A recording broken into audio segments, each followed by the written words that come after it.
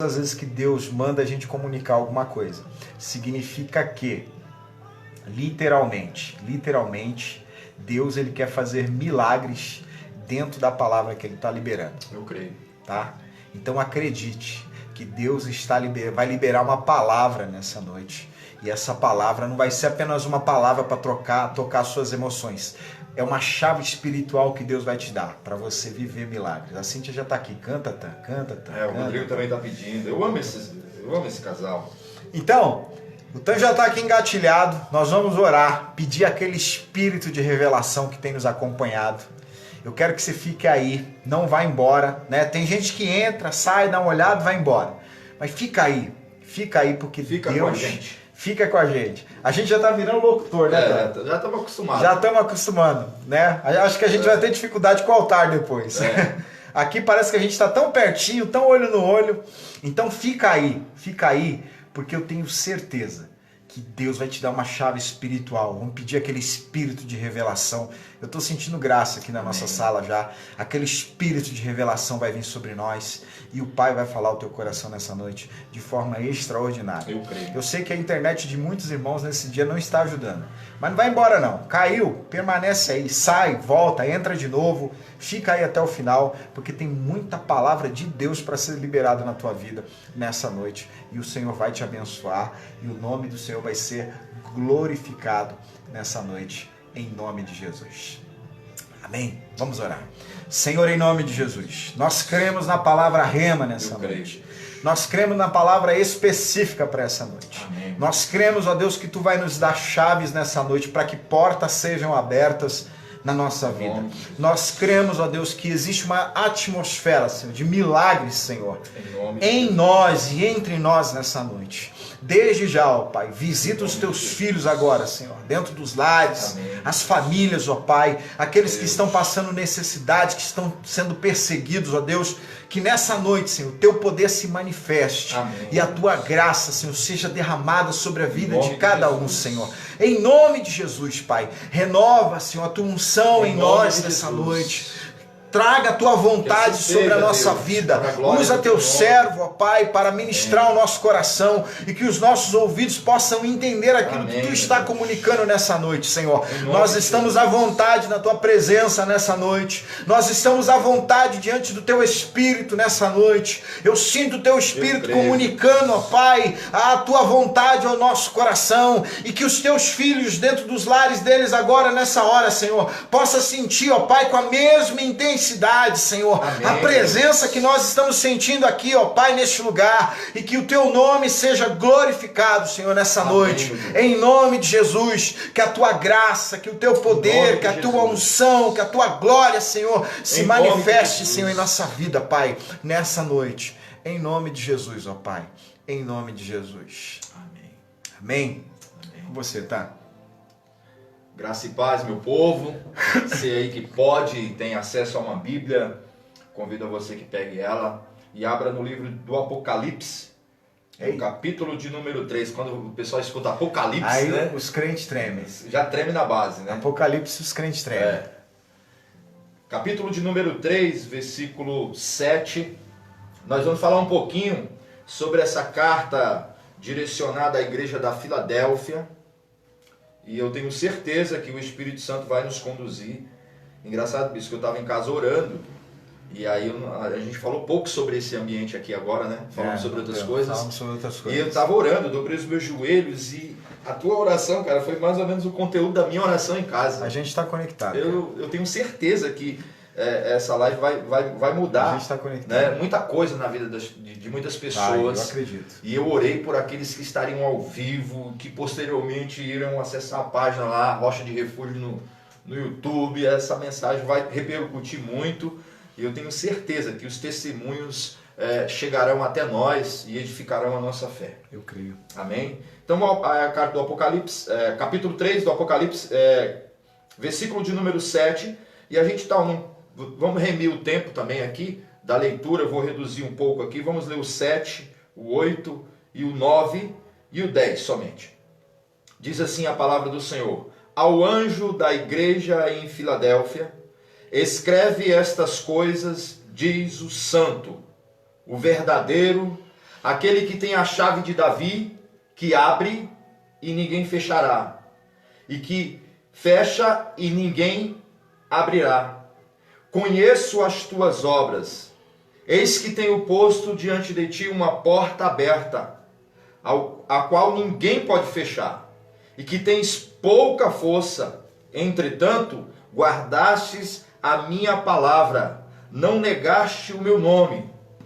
Eis que farei que alguns dos que são da sinagoga de Satanás, desses que mesmo se declaram judeus e não são, mas mentem, eis que os farei vir e prostrar-se aos teus pés e conhecer que eu te amei, porque guardastes a palavra da minha perseverança. Também eu te guardarei da hora da provação que há de vir sobre o mundo inteiro, para experimentar os que habitam sobre a terra. Nós estávamos conversando aqui, o bispo, e é claro, a gente toma todo um cuidado. Aliás, o livro de Apocalipse é um livro que não é fácil de pregar em Apocalipse. É um livro extremamente difícil, pelo menos da minha parte, eu não sei o bispo, eu considero que é extremamente difícil pregar no livro de Apocalipse.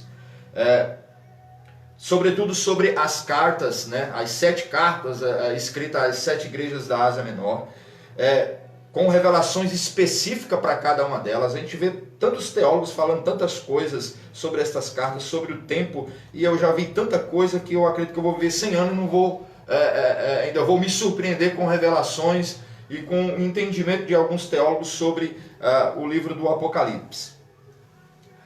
Eu costumo dizer que há uma coisa em comum, né? Uma coisa que a gente precisa entender especificamente sobre cada carta. Ela tem a sua particularidade. Eu não quero ser técnico aqui, mas eu não posso deixar de falar sobre essa questão de que a Bíblia ela é um livro cheio de simbologias, tipologias, né? Cheio de parábolas, né? Como o bispo gosta de fazer, cheio de comparações, analogias. E quando a gente começa a ler a Bíblia, a gente precisa também enxergar por esse ângulo, né? E conhecer melhor a palavra também e sobre as suas simbologias, né? E eu entendo que isso nos ajuda bastante na compreensão do texto sagrado. Mas uma coisa que me chama a atenção é a maneira particular com que o autor, né? Na verdade o verdadeiro autor, João, ele escreve essas cartas quando ele está preso na ilha de Patmos, mas o remetente, melhor dizendo, dessas cartas é o próprio Cristo, é o próprio Senhor Jesus, e ele chama João e diz: João, escreve essa carta. E a particularidade dessa carta aqui é como o remetente se apresenta, bispo. Me chama muita atenção que ele vai dizendo assim: escreve estas coisas ao anjo da igreja, e todos nós sabemos que o anjo é o pastor, é o líder, é aquele que está à frente daquela igreja, direcionada. O remetente é Jesus, né? E para quem a carta é endereçada, né? É o anjo da igreja. E ele vai dizer para João assim: escreve aquele que é santo e verdadeiro. Duas características que Jesus diz para que João coloque nessa carta. O remetente, aquele que está escrevendo, ele é santo e ele é verdadeiro.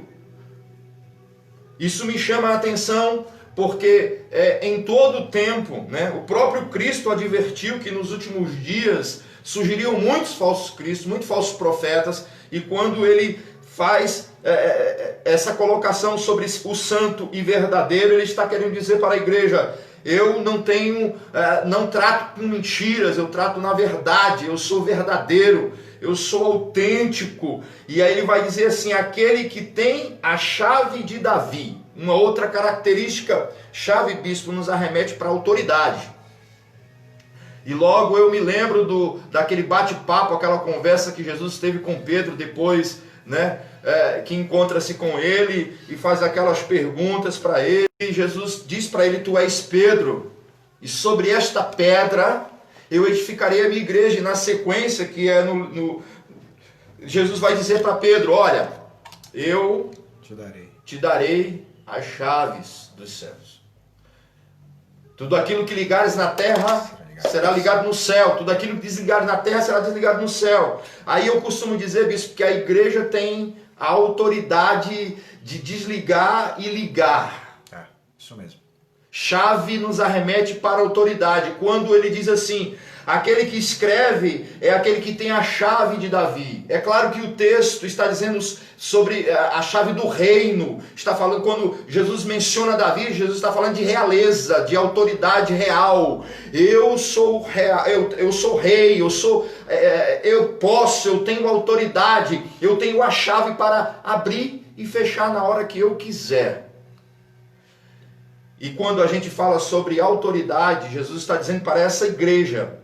Note uma coisa, Russell Shedd vai dizer que essa era a igreja caçula das 7 igrejas da Ásia e que estava localizada em a cidade de Filadélfia ainda era uma cidade pequena, muito promissora, mas ainda pequena.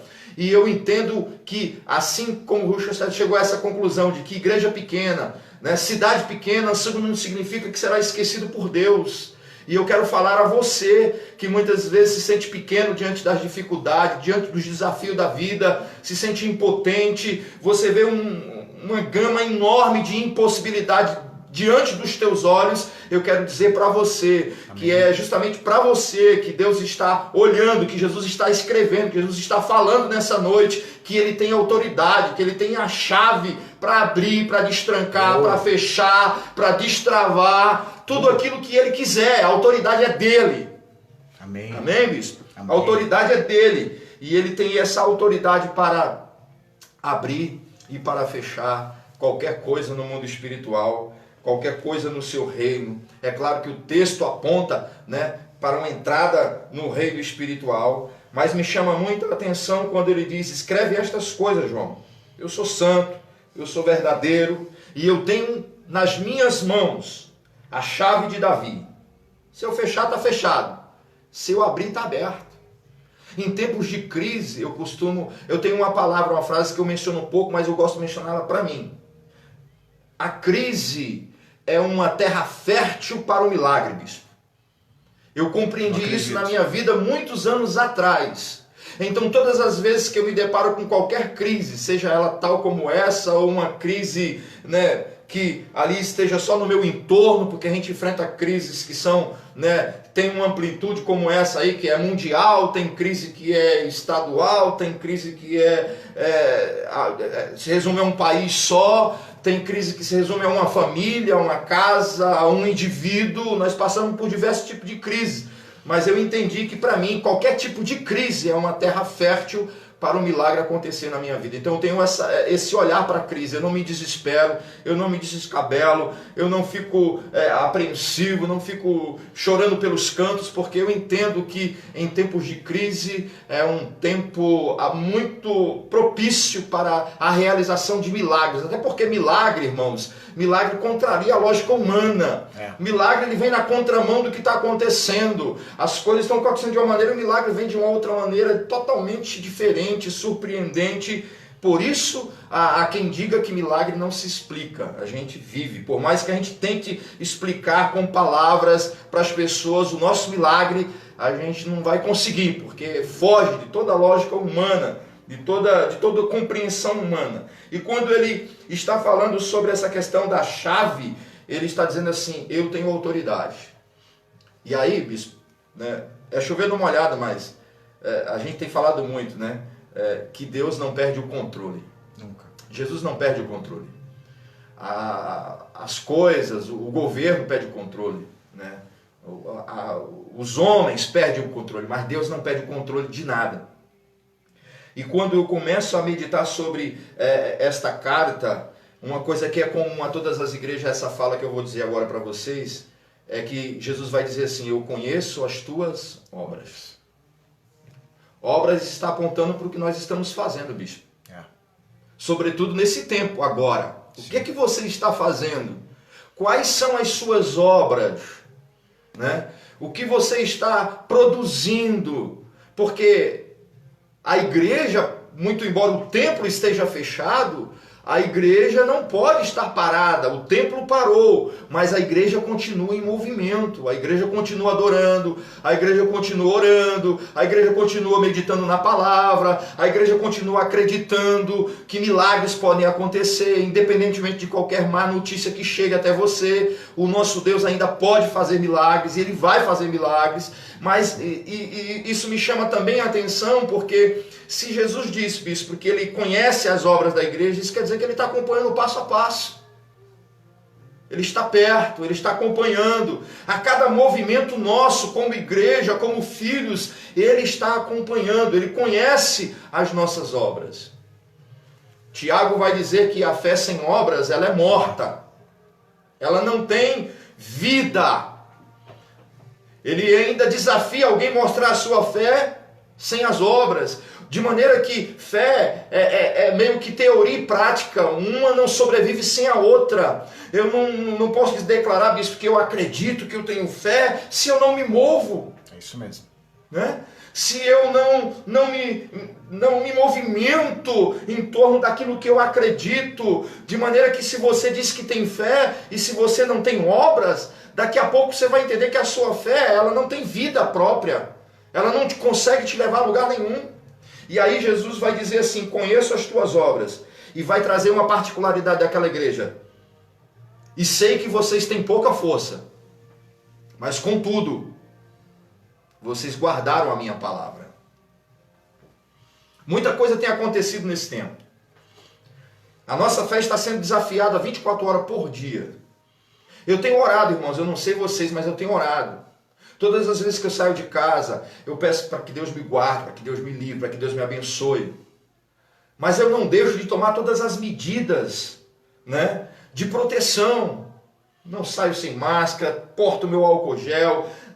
Quando vou no mercado, se entro num espaço que tem uma aglomeração ali mínima que seja, eu volto, daqui a pouco eu pego aquele produto, enfim, eu estou tomando todas as medidas, mas eu creio, porque essa é a parte da obra, bispo. O cuidado, a proteção, né? Você não tentar a Deus, né? Não tentarás o Senhor teu Deus, né? Tem crente falando para aí, eu não pego coronavírus, e daqui a pouco vai passar por dificuldades, né? Porque estão tentando, né? A Bíblia diz que as autoridades, elas foram constituídas por Deus, então a gente tem que orar por elas, a gente tem que obedecer a elas. Mas vamos voltar aqui para o texto. Conheço as tuas obras, eis que tenho posto diante de ti uma porta aberta. Aquela igreja, bispo, eu não sei qual era o conteúdo da oração daquela igreja. Se ela orava por milagre. É claro que o texto aqui, a porta aberta, aponta para que ela torne-se uma igreja cada vez mais missionária, para que através dela a porta da salvação se abra para muitos. Mas como nós estamos... O Espírito Santo começou a falar umas coisas loucas no meu coração. Porta me arremete para mudança de ambiente. Novos acessos. Novos acessos, boa, bispo. Quando eu passo por uma porta, eu estou saindo de um ambiente e entrando em outro. E nenhum ambiente é igual ao outro. Quando eu olho para uma porta aberta diante de mim, quando eu olho para esse texto, que Jesus está dizendo assim, eis que tenho posto diante de ti uma porta aberta, Jesus também está falando sobre novo tempo, novas oportunidades. Eu tenho fé para acreditar que Jesus olha para a igreja e diz assim, para nós nesse tempo, eu quero contextualizar essa palavra para a minha vida e para a tua vida. Se o Espírito Santo hoje me desafia a acreditar que esta porta, olha irmãos, tudo que Deus faz é extraordinário. Quando Ele está dizendo assim que abre a porta, Ele abre a porta para a igreja crescer evangelisticamente, para a igreja crescer em número, mas também para a igreja crescer também em experiências, em milagres. Eu e o bispo nós estávamos compartilhando aqui justamente agora sobre quando você é bem sucedido no mundo espiritual. Não tem como, irmãos, a tua vida material não sofrer progressão, não sofrer modificações positivas, até porque não é o espiritual que está condicionado ao material. A Bíblia vai dizer, antes de qualquer coisa, busque em primeiro lugar o reino de Deus, e as demais coisas serão acrescentadas. As demais coisas é casa, é carro, é sonho, é realização, é projeto de vida, é o acréscimo, é aquilo que o reino dá, dizer assim, vida abundante para você, meu filho. Eu recebo essa palavra, quando eu estava em casa, eu mandei a mensagem para o bispo, escolhe aí, mandei 2 temas para ele, eu sabia que ele ia escolher esse tema, porque o Espírito Santo estava falando no meu coração, gritando no meu coração. Quando ele diz assim, porta aberta, significa que há novas oportunidades. Sabe que só aproveitar esse gancho, tá? Não perde o fio, não. Não vou perder. Vou dizer só uma palavra. Você sabe o que mais me alegra nessa porta que ele abriu, tá? Que o Senhor abriu para essa igreja? Essa porta que ele abriu, não abriu porque a igreja era forte. Boa. A capacidade da igreja não está relacionada à abertura dessa porta. Jesus está falando, eu sei da pouca força de vocês. Deus não abriu essa porta porque eles eram capazes. Deus não abriu essa porta porque eles eram habilidosos. Deus não abriu essa porta porque eles eram competentes. Deus abriu essa porta porque Deus tem a chave. Aleluia. A abertura dessa porta não está relacionada Só Ele pode abrir. à condição da capacidade humana. A abertura da porta que Deus vai abrir para a tua vida nessa noite, eu acredito nesse culto profético, não, eu quero profetizar na tua vida, não está relacionada à tua capacidade humana, não está relacionada à tua habilidade. Ele vai abrir, não é porque você é capaz, ele vai abrir porque ele tem a chave de todas as portas. Aleluia. Bispo, quando eu olho para uma porta aberta, eu descubro que eu tenho diante de mim a possibilidade de entrar em outros, ter acesso a outros lugares. Novidade. A outras novidades. Se nós olharmos para o mundo espiritual tendo esta visão, entendendo que Ele tem a chave e que Ele tem o poder de abrir essa porta, eu tenho que acreditar que essa porta vai me levar para vai me dar acesso a lugares diferenciados. É isso mesmo. A lugares extraordinários. A lugares que eu ainda não conheci. A oportunidades que eu ainda não tive. A experiências que eu ainda não vivenciei. Quando ele diz para a igreja em Filadélfia, olha, eu estou colocando essa porta aberta diante de vocês. É claro, ele não precisa dizer para essa igreja, passa por ela. Ela está aberta, ela está liberada. Significa, pode acessar, pode visualizar, pode viver, pode provar esse novo tempo. Irmãos, eu acredito que a igreja, esta igreja, que ela nos dias atuais, que não tem muita força, que não tem muitos recursos, que não é imponente, que não tem riqueza, é justamente para essa igreja pequena, que somos nós, que Ele está abrindo essa porta hoje. E como o bispo falou, não é porque somos fortes, é porque nós, apesar de termos pouca força, nós continuamos andando em fidelidade para com o nosso Deus. Deixa eu falar uma coisa, porta aberta. Olha o que Jesus fala no Evangelho de João, no capítulo 10, do versículo 7 ao versículo 9. Ele vai dizer assim, eu sou a porta. Eu sou a porta das ovelhas. Quando Jesus está dizendo assim, eu tenho posto diante de vocês uma porta aberta, Jesus está dizendo assim, eu estou me abrindo para vocês. Eu estou permitindo que vocês entrem na minha intimidade. Para que vocês vivam tudo aquilo que eu posso proporcionar a vocês. Ele vai dizer que aquele que não entra pela porta é mercenário. Jesus é a nossa porta, meus amados. Jesus é a solução do acesso, da entrada. Jesus é aquele cara que vai garantir a nossa entrada VIP nos lugares extraordinários. Você já teve a oportunidade, bispo, de entrar em lugares assim VIP? Já. Eu tive uma oportunidade, talvez o pessoal escute aí. Eu entrei num lugar VIP, eu não vou citar nome aqui para não comprometer pessoas. Aí eu estava no lugar VIP, bispo, porque a pessoa, o anfitrião me chamou. Só que o cara que estava organizando o lugar VIP era um cara top no meu evangelho. E eu tô lá, né? Porque o anfitrião me chamou. O cara que tinha autoridade, o cara que tinha a chave para abrir, para me acessar aquele ambiente, eu estava lá, no lugar VIP. Aí o organizador, o apresentador, o bambambam da festa, chega pro anfitrião e diz, e aquele penetra ali? O que ele está fazendo aqui? Aí ele teve que ouvir, né? Do cara que tinha autoridade, o cara que abriu a porta, é meu amigo. Aí e prega na minha igreja. Na hora que eu convido, ele vem. Ah, tá, então desculpa. O cara já ia me colocar para fora, irmão. O cara já ia me convidar a sair. Graças a Deus que ele procurou o anfitrião. Porque eu estava sem a pulseirinha, porque a entrada VIP era só para quem tinha pulseirinha. Mas deixa eu te dizer uma coisa. Eu vou fazer uma comparação louca aqui. Jesus não precisa colocar pulseirinha em você para garantir a tua entrada no acesso que ele já possibilitou para você. Ele te chama nessa noite a entrar por essa porta, para esse novo tempo, para essa nova oportunidade. Eu acredito que esse tempo, bispo, é um tempo de novas oportunidades para a igreja. Crescer em graça, crescer em unção, em poder. Eu acredito que as igrejas que são verdadeiras, de fato, quando elas retornarem, aliás, elas não saíram, né? Quando elas reabrirem os seus templos, quando elas voltarem a cultuar, o ambiente de culto vai ser diferente.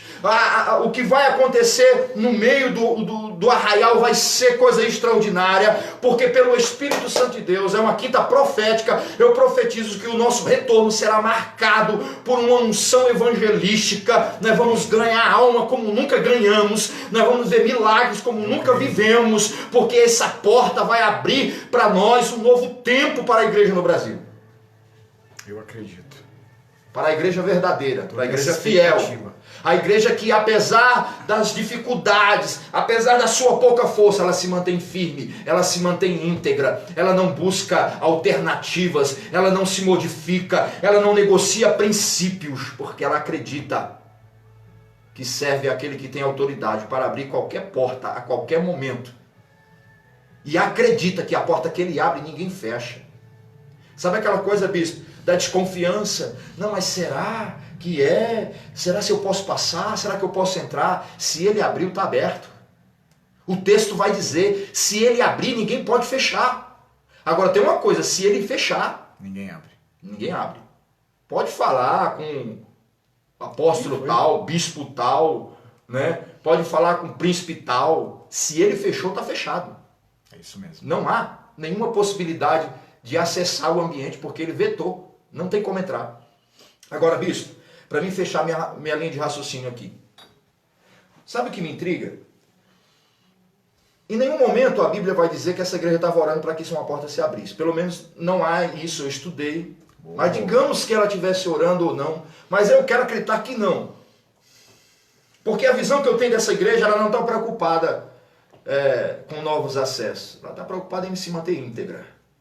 Ela está preocupada em se manter fiel. É uma igreja que, assim como as outras, sofre perseguições. Sim. Eu fiz questão de ler até o 10, porque Jesus vai falar sobre aqueles que se dizem judeus e não são. Sinagoga de Satanás. Aqueles que se dizem crente e não são. Aqueles que pagam de crente e não são.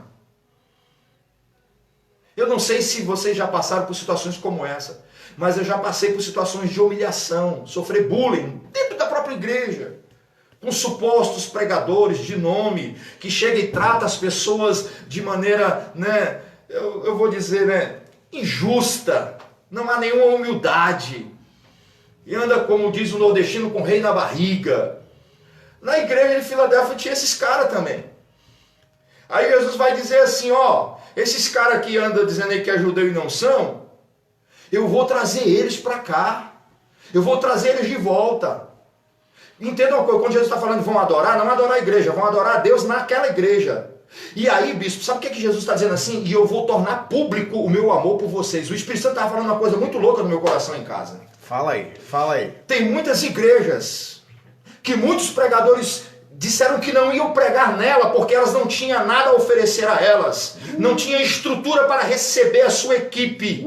Estes que se dizem os pregadores, e aí eu estou sendo profeta de Deus aqui nessa noite, vão ter que retornar a essas igrejas e vão ter que publicamente adorar a Deus nessas igrejas e vão sentir, vão provar do derramar do amor de Deus por estas igrejas. É exatamente isso que Jesus estava dizendo. Igreja de Filadélfia, fica tranquila, aqueles que te rejeitaram, aqueles que disseram que era melhor do que você, eles vão voltar e publicamente eu vou manifestar o meu amor a você. Tem muitas igrejas que vão provar da grandeza de Deus. As igrejas pequenas que um dia foram rejeitadas, elas vão provar do amor de Deus da graça de Deus de maneira abundante. É uma porta que está se abrindo para as igrejas pequenas. Uau.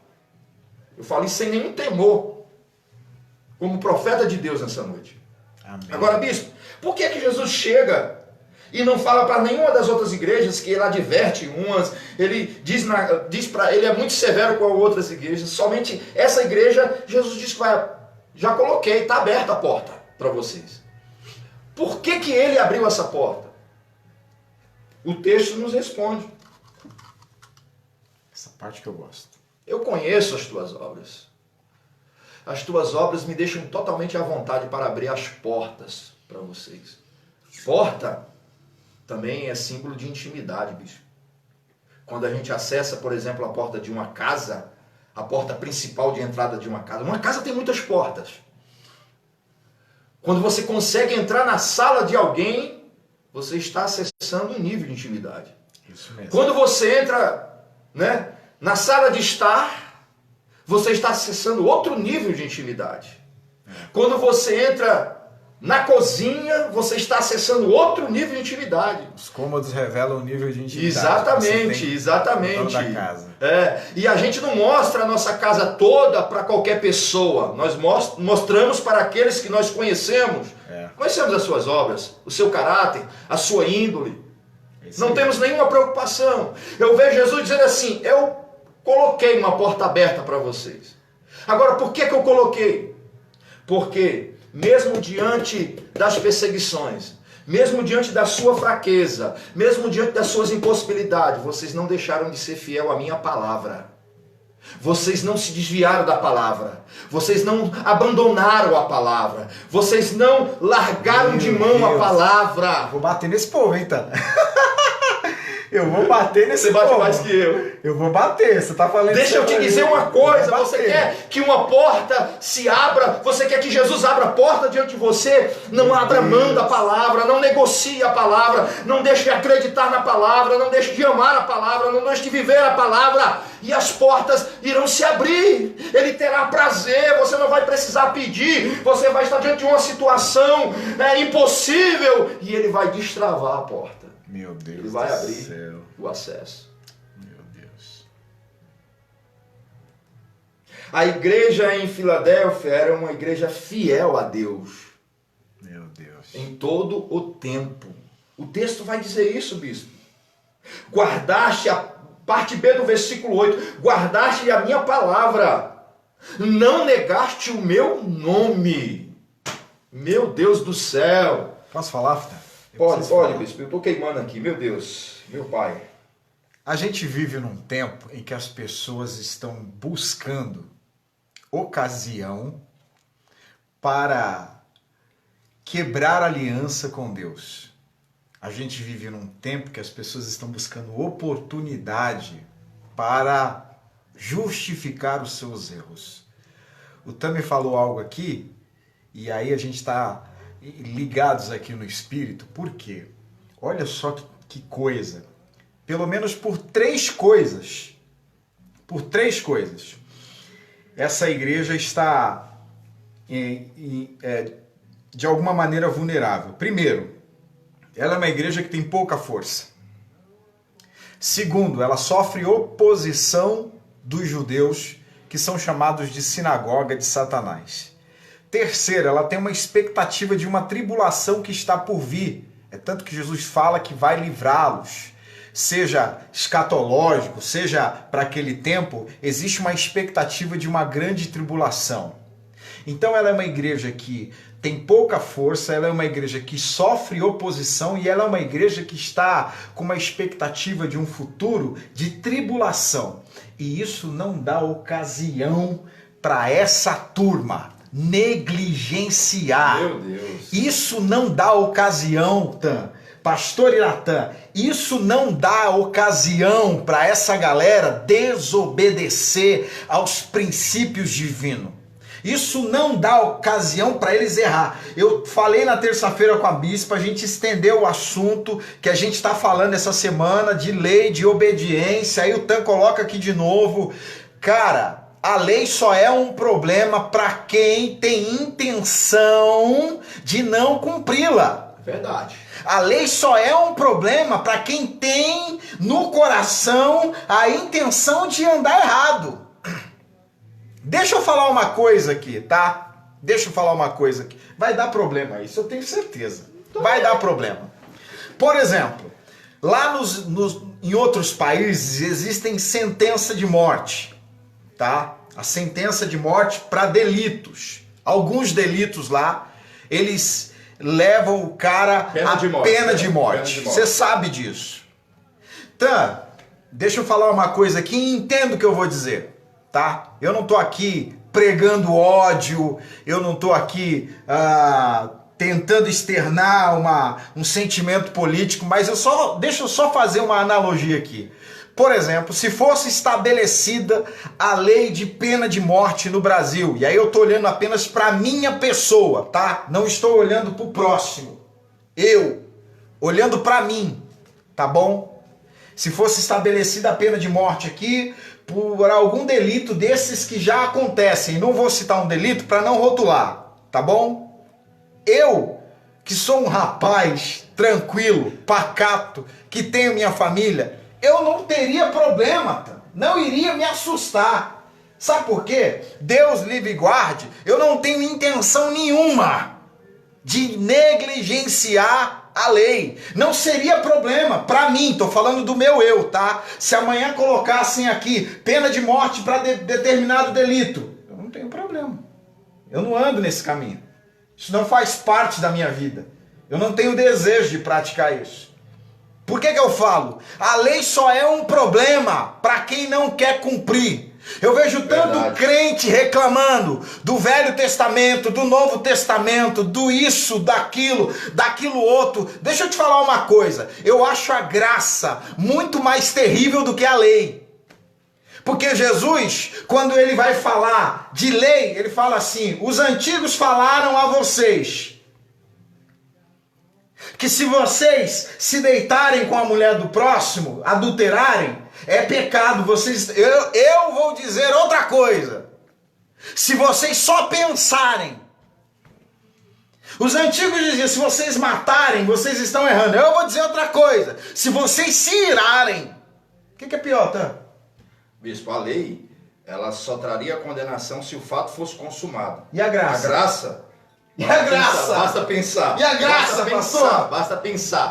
Meu Deus. E nego fica reclamando, se objetivando. Ah, porque isso é do tempo da lei, porque isso é do tempo não sei do quê, porque isso é do tempo não sei o quê.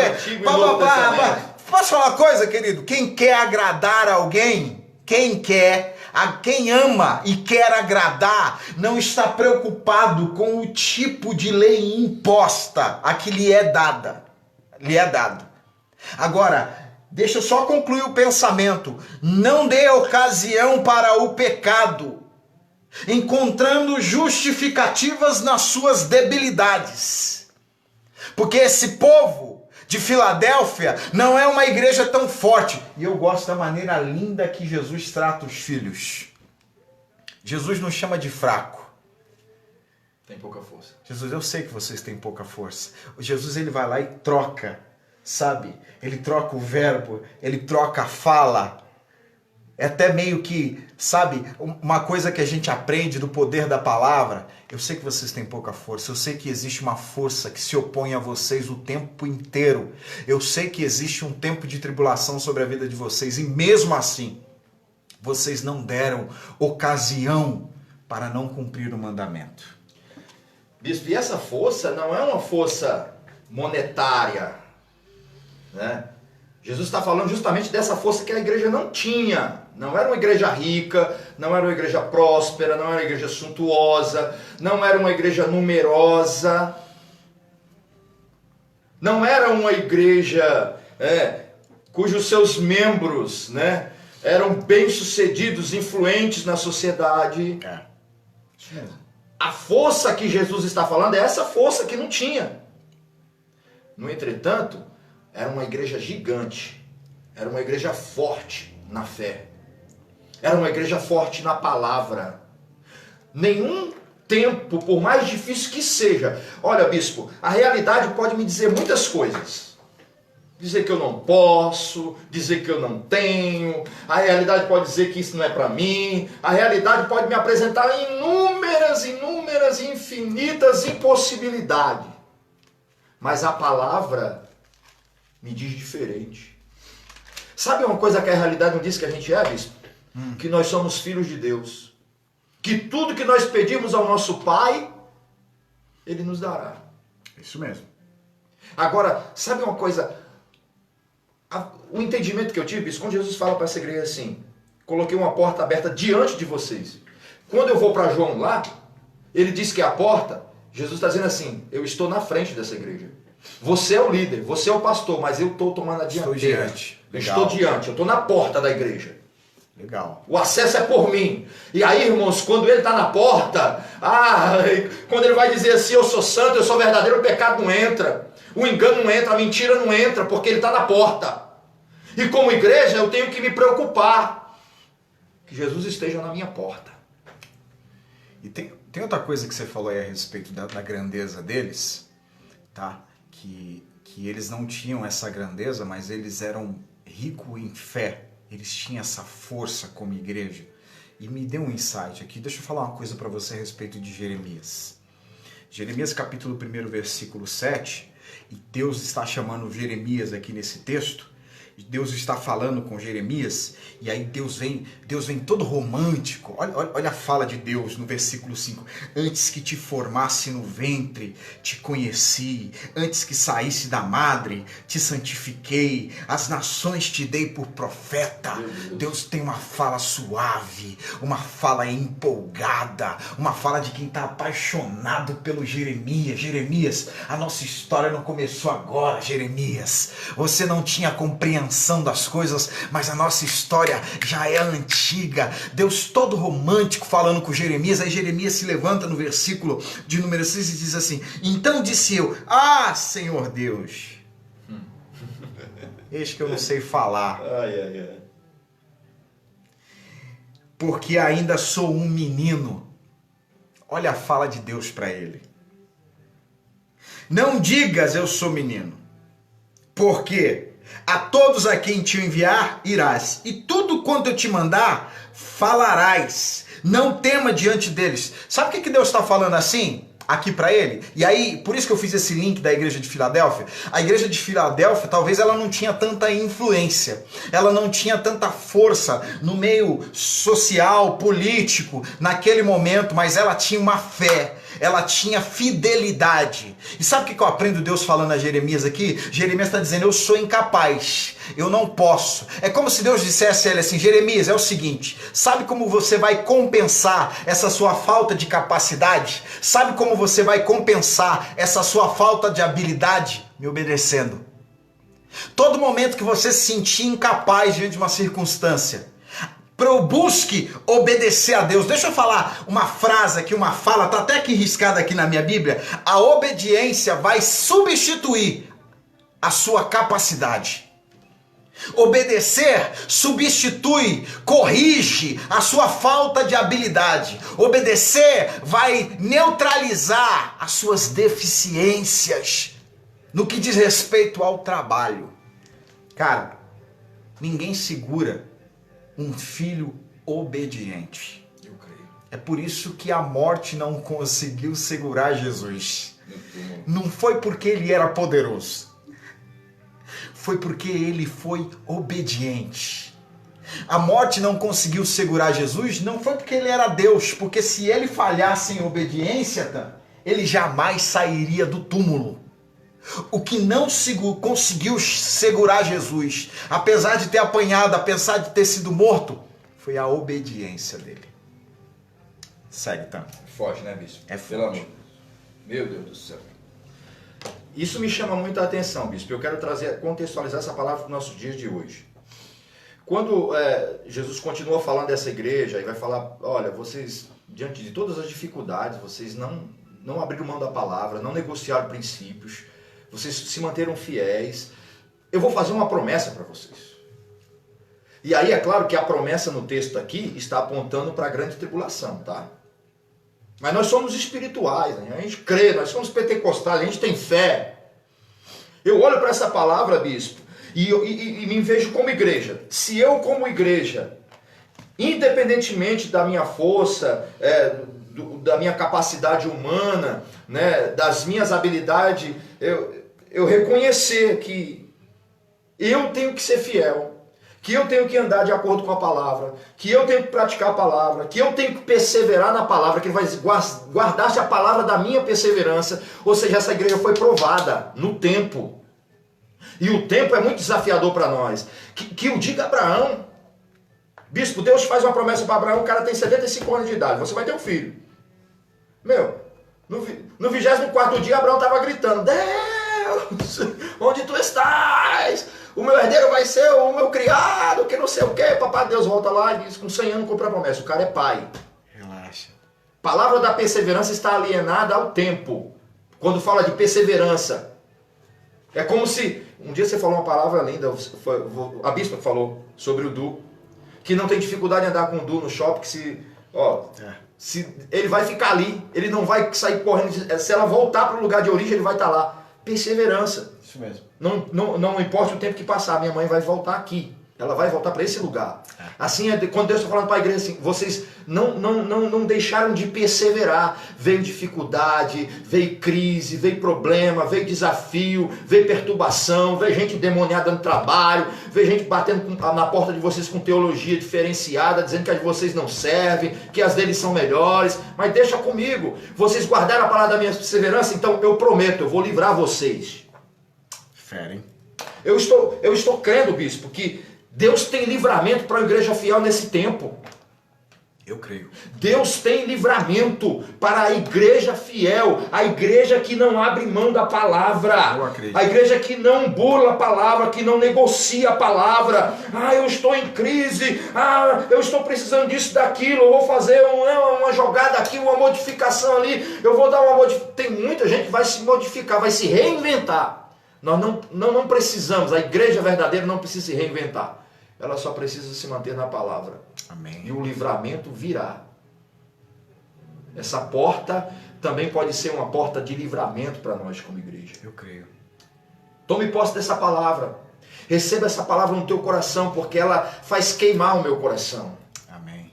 Porque eu não olho para a igreja de Filadélfia e não fico assim, mas essa igreja foi lá atrás, mas essa igreja está recebendo promessa para a grande tribulação. Não, eu olho para essa igreja, ela me inspira hoje, agora, nesse momento. Ela diz para mim, abraça a palavra, obedeça a palavra, e a promessa dele é de livramento para a tua vida. A Bíblia vai dizer que ele não é homem para mentir, e nem filho do homem para se arrepender acerca de algo que ele falou. Aleluia! Amém. Tome posse dessa palavra. Ele é fiel para te guardar, para te livrar. Tem gente aí, bispo, desesperado, vou quebrar, vou perder o emprego, né? O desespero está batendo na porta de muita gente, mas se você abraçar a palavra, se você continuar sendo fiel, ele vai dar livramento. Ele vai te guardar, ele vai te proteger, tal qual como ele fez com Sadraque, Mesaque, Abidnego, tal como ele fez com Daniel. Ele é fiel, irmão. Eu creio. O nosso Deus é fiel. Ele é fiel à sua palavra e ele vai cumprir. Então eu quero trazer esta palavra inspiradora para a tua vida. Essa palavra tem me inspirado. Eu estou confiante de que ele vai trazer o livramento para nós. Tudo isso vai passar. E nós teremos muitos milagres para contar. Nós teremos muita coisa boa para contar. E uma palavra é certa, bispo. Nós nunca mais seremos o mesmo depois desta crise. Eu preciso falar uma coisa aqui antes de a gente encerrar. Tem mais aí, tá? Não, já foi. Esses dias, eu e a bispa, todas as vezes que a gente se assenta à mesa para o café, a gente sempre conversa. E a maioria das vezes a gente estava falando de reino, né? A gente está sempre assim. A gente põe o reino na mesa e fala das coisas do reino, e fala das pessoas que a gente ajuda, a gente faz as comparações, as conversas. E a gente literalmente, eu falei para o Tan aqui, já falei aqui, a gente tem vivido um tempo extraordinário em Deus. Extraordinário. Extraordinário mesmo. A gente estava conversando essa semana que no final do ano, a gente estava numa ceia aqui em Guarulhos, e Deus deu uma palavra a Jane. Eu nem sei se ela está aí ainda. Deus deu uma palavra a Jane que nós iríamos viver um avivamento espiritual esse ano. Eu não sei se as pessoas que me assistem nesse momento estão vivendo esse renovo espiritual. Estão vivendo esse novo sabor. Eu acho que a gente estava tanto tempo assim, no mecânico, fazendo a mesma coisa, que essa mudança... No religioso, né? Que essa mudança nos obrigou a sentir o sabor diferente do rei. E eu sinto essa palavra se cumprindo, pelo menos na minha casa. E a gente tem escutado também muitos irmãos falando a respeito disso. Por que eu trouxe essa lembrança? E eu estava pensando nisso quando o Iratã me falou de porta. Por quê? Como o Tan já citou aqui, no capítulo 10, no versículo 9, Jesus vai falar que ele é a porta. Jesus está nos dando uma grande característica de quem ele é. Verdade. Só que Mateus capítulo 7, versículo 14, vai falar outra coisa também a respeito dessa porta. Vai dizer que essa porta, ela é estreita e o caminho é apertado. E que poucos a encontram. Então a gente vê a essência, quando nós falamos de porta, dessa coisa que é Jesus. Esses dois versículos nos arremetem a um sentimento e uma ideia do que é uma porta aberta por Deus. Meu Deus. Por que eu estou falando isso? E eu comparei com a profecia da Jane. Por quê? A gente saiu do templo, a gente está dentro das nossas casas e a gente trouxe a espiritualidade para dentro de casa. A grande maioria. Teve gente que teve dificuldade, mas a tua casa teve que virar o quê? O lugar da adoração, o lugar do culto.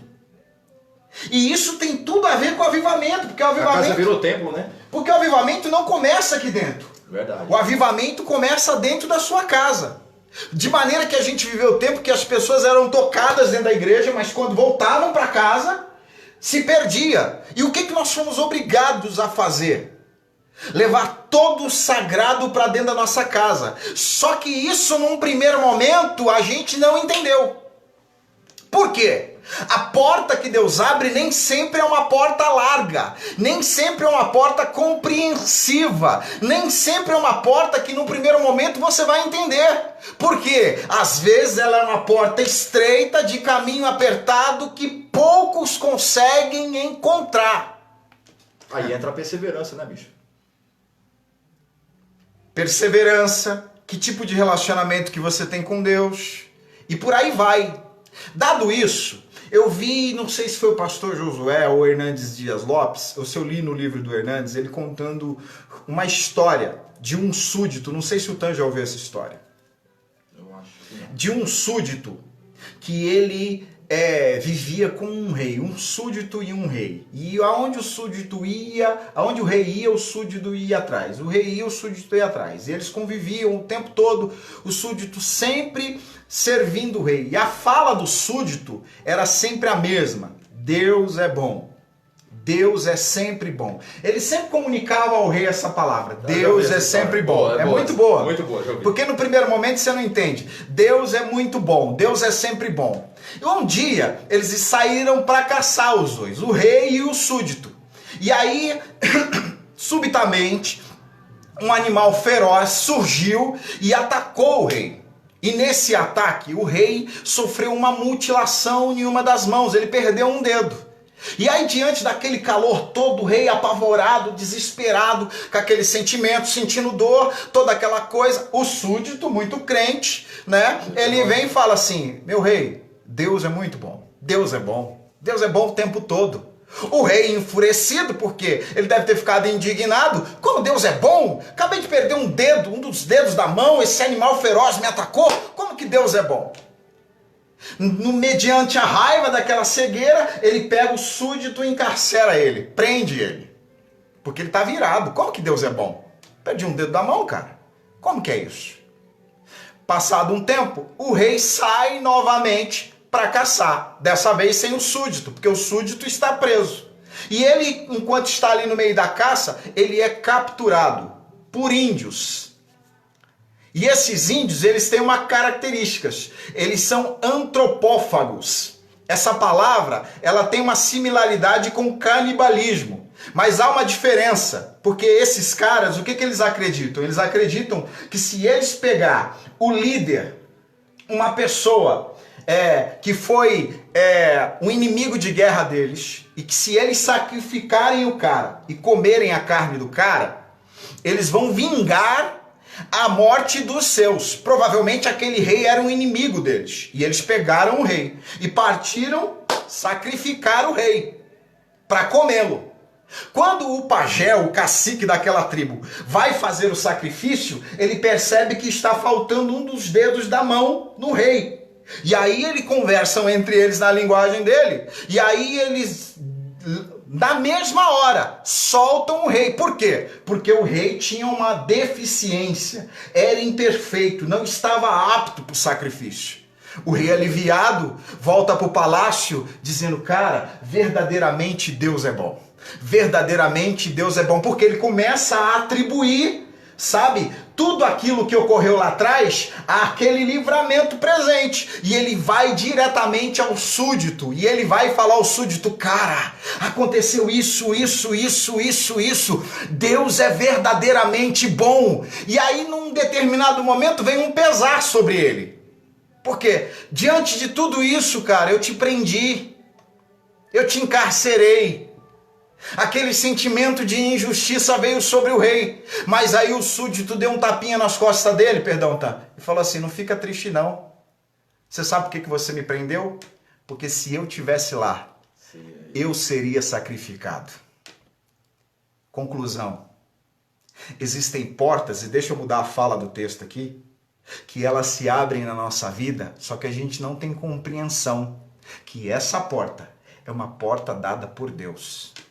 Moisés, caminho de um dia de distância dos egípcios. De repente Deus fala para ele: volta. Volta e se acampe diante de Piairote, diante do Mar Vermelho. O Mar Vermelho era uma porta de livramento. Sabe por quê? Deus queria fazer com que Faraó e seus soldados não perseguissem mais Moisés. Por que não lutar, bispo? O povo não estava pronto para a batalha. Deus coloca eles diante de uma porta, e essa porta está o quê? Literalmente fechada, mas é uma porta. Mas é de Deus. Essa porta oferece dificuldades, pastor Iratã, mas é uma porta, e é uma porta de Deus. Essa porta não está perceptível, cara, mas é uma porta, e é a porta de Deus. E o texto vai dizer que Deus grita para Moisés: por que você está clamando, Moisés? Diga ao povo que marche, porque eu coloquei uma porta diante de vocês. Vocês não estão entendendo que é uma porta, mas é uma porta de livramento. Entenda uma coisa: para Elias, lá no livro de 1 Reis, capítulo 17, corvos não são animais imundos, corvos não são animais repugnantes, corvos são uma porta de provisão dada por Deus a Elias. Uma viúva que está à beira da morte não é um caos para Elias, é alguém que Deus levantou para ser uma provisão. Eu quero profetizar na tua vida sobre essa palavra que foi ministrada ao nosso coração. Talvez a porta que está diante de você não seja a porta que você idealizou, não seja a porta que você esperava, mas eu quero profetizar na tua vida: não deixe os seus olhos te enganar. Meu Deus. Para Jesus, 5 pães e 2 peixinhos é a porta da multiplicação. Para o apóstolo Paulo, em sua carta aos Filipenses, capítulo 1, versículo 13 e 14, ele vai dizer à igreja de Filipenses: olha, não fiquem tristes por causa da minha prisão. Sabe por quê? Por causa das minhas prisões, toda a guarda pretoriana. Sabe o que ele está dizendo? A guarda pretoriana eram os filhos de César. A guarda pretoriana eram os meninos do alto clero de Roma, a guarda pretoriana era a nata da sociedade romana, e ele está dizendo, esse povo está conhecendo o evangelho por causa das minhas prisões. Aí no final da carta, capítulo 4, versículo 22, ele vai dizer, todos vos saúdam, e os da casa de César também. Sabe por quê? Os meninos ficavam presos a ele o dia todo, o tempo todo, e ele pregava, e ele pregava, e ele pregava. Sabe por quê? Ele entendeu que aquela prisão era uma porta que Deus havia aberto para ele pregar o evangelho. Para de murmurar, crente, para de reclamar daquilo que Deus tem te dado, para de reclamar daquilo que você tem visto diante dos teus olhos, porque hoje é noite de portas abertas. Hoje é noite que Deus está abrindo porta na nossa vida. Eu não sei o que você está vivendo, eu não sei o que você está passando, mas quando o pastor Iratã me mandou esse tema, meu coração ardeu. Começou a borbulhar aqui dentro. Eu falei, cara, nós vamos falar de milagre. E eu quero profetizar para você que está aí agora, para você que vai nos assistir depois. Existem portas abertas na tua vida. Qual é o problema, bispo? Qual é o problema, pastor? Você não está percebendo. Mas ela está aí. Mateus capítulo 17, vou dizer de novo, Mateus capítulo 7, versículo 14. A porta é estreita, o caminho é apertado e poucos acertam. É essa a palavra. Meu Deus, hein, bispo? Ele não fala para a igreja de Filadélfia que colocou a porta, não fala do tamanho dela. Ele fala que abriu uma porta. E aí? Você fala para a igreja assim, eu estou abrindo uma porta. Já pensa numa porta larga, não, e a gente se completou aqui. Né? A gente se completou aqui, ó. Olha só o que o texto vai dizer. Porque capítulo 7, versículo 14. Eu gosto dessa palavra aqui, ó. Essa palavra eu gosto. E porque estreita é a porta, e apertado o caminho que leva à vida, e poucos há que a encontrem. Sabe qual é o problema? A porta é Moisés diante do Mar Vermelho. A porta estava lá, só que ele estava com dificuldade de encontrar. Existem portas na tua vida que você não está percebendo, você não está encontrando. E nós queremos orar. O pastor Iratã vai orar nessa noite. Lembre-se, tem coisas que acontecem hoje que você não entende. Mas uma coisa maravilhosa que o Iratã falou aqui, Deus está no controle, cara. Livro de Atos dos Apóstolos, capítulo 12, Pedro estava preso para ser morto, para ser apresentado aos judeus. Herodes tinha um plano. Herodes tinha uma agenda em relação a Pedro. Tinha uma programação, né, pro dia seguinte. Herodes tinha uma programação pro dia seguinte, mas Deus também tinha. Aleluia. Deus também tinha uma programação pro apóstolo Pedro. Herodes chegou e colocou lá 16 guardas para cuidar do Pedro. Tratou ele igual um criminoso. Acorrentou as pernas. Talvez, sabe por quê? Herodes conhecia as histórias de Jesus. O quê? Esse povo é doido. O Nazareno sumiu do túmulo. O Lázaro ressuscitou.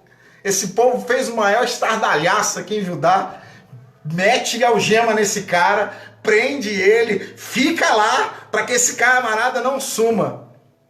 Meu querido, a palavra de Deus fala que o anjo se revelou através de uma luz. Sabe o que é luz? Palavra. Sabe o que é luz? Verdade. Tudo começa pela palavra. Tudo começa pela verdade. Ele entrou, ninguém viu. Ele saiu, ninguém viu. Você quer saber de uma coisa? Pedro teve muito mais dificuldade na casa de Maria, que ele teve que bater 2, 3 vezes para entrar, porque não entenderam, do que sair da prisão. Sabe o que é isso? Quando Deus está no controle das coisas, você não vai encontrar tropeços. O anjo não estava mais com Pedro quando ele bateu na casa de Maria para entrar. Aí ele bateu, olharam para ele, não acreditaram que era ele, bateu de novo e não vieram abrir até que ele se manifestou. Sabe por quê? O Pedro, nesse momento, deixa eu usar essa palavra, está no modo humano, mas quando ele está na prisão, no modo espiritual, as algemas caíram, as portas se abriram, e a porta era de ferro, segundo o texto, e ninguém viu ele passar. Sabe por quê? E não era uma. O texto vai dizer que ele passou a primeira fileira de guardas, passou a segunda fileira de guardas, veio a porta de ferro, e daqui a pouco ele se encontrou na rua, e quando ele estava do lado de fora em segurança, então o anjo foi embora. Porque quando Deus está no controle, querido, Não tem ninguém que seja obstáculo no caminho de Deus. Não existe plano, agenda que possa passar à frente do plano e da agenda do Senhor. Eu creio. Nós vamos orar. Existe um ambiente de graça aqui nessa noite. E o nome do Senhor vai ser glorificado. Junta a tua casa, junta a sua família, junta aí os teus. Nós vamos orar para que Deus te dê discernimento dessas portas que estão aí e você não está conseguindo enxergar. E o nome do Senhor vai ser glorificado. O pastor Iratã vai conduzir essa oração. Nós vamos orar, bispo. E engraçado que tem gente orando para que as portas se abram, né? Assim como a igreja primitiva estava orando. E as portas se abriram e eles não acreditaram. Depois que a porta é aberta, bispo, cabe a nós passar por ela. É isso aí. Deus não vai. Vai te empurrar. Né? Lembra de Lázaro? Tira a pedra, chama ele. Agora é ele que tem que vir. Ele que tem que vir. Então Sai tem uma pra fora. parte que nos cabe, irmãos. Entendeu? A porta, ele vai abrir. Agora você tem que se mover em direção a essa porta. E nós vamos orar para que muitas portas se abram. O bispo falou de inúmeras portas.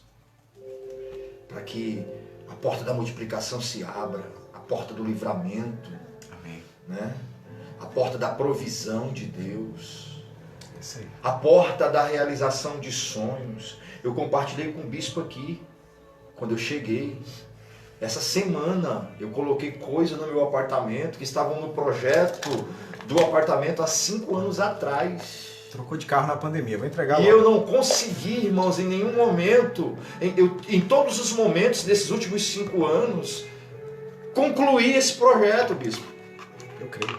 E agora tá lá, quando você for na minha casa eu vou te mostrar o que é. Eu não vou falar, é uma coisa chique, bonita, que eu já tirei foto, eu olho para ela e falo assim, agora tá outra coisa. Era isso que eu tinha sonhado. E também se trata de porta, olha. Eu vou falar, é uma porta muito chique, de vidro, espelhada. Legal, Coisa né? chique. No meu quarto, no quarto das minhas filhas. Quando eu idealizei o projeto, bispo, quando eu desenhei o projeto, quando eu formulei o projeto, eu disse, nesse lugar vai ter uma porta assim, assim, assado. Só que naquela época era muito cara. Passou 5 anos, eu não tive condições de pôr. Vivi muitos momentos financeiros bons. E é na crise Que Deus se revela. que Deus se revela. Vamos orar? Senhor Deus, Em nome de Jesus, Pai. como bem falou o teu servo, a tua graça nos envolve de maneira poderosa nessa noite. Aleluia. A tua palavra nos abraça, ó Deus amado, de maneira poderosa. Nós estamos envolvidos pela tua palavra. Estamos nos movendo pela tua palavra. Estamos aqui, ó Deus, pregando, falando, Sim, meu Pai. ó Deus, pela tua palavra, meu Deus, Em nome de que é viva, que é eficaz.